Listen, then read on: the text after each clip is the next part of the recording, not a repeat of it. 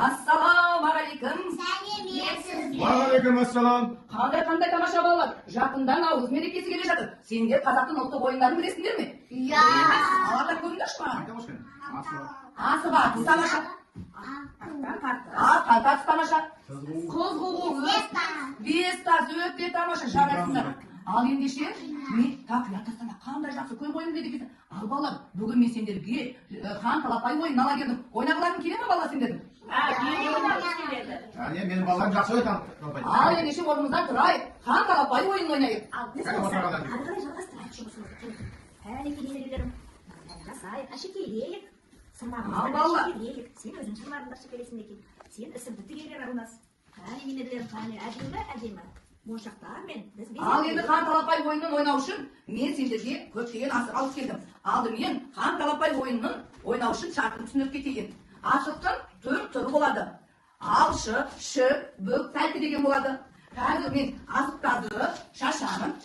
Осы асықтардың ішінде мен қызыл асық болады. Ол хан асығы деп аталады. Осы хан асық кімнің қолына түседі, сол асықты бірінші атады. Ал ертеңін қызыл асық кімге түсті?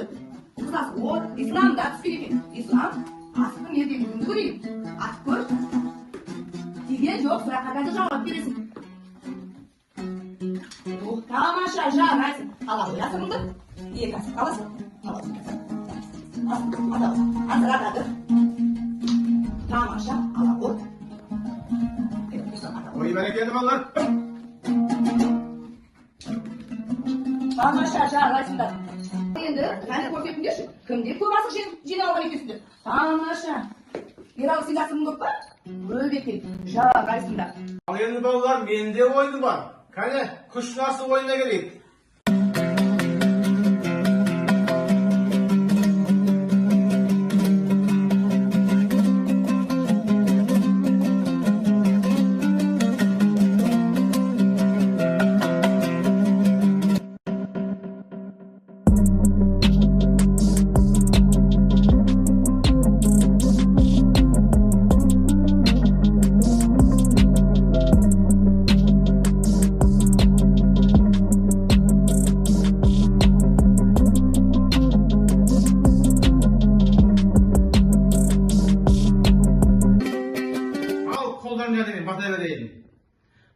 Батан батпасын, батан жерде жатпасын.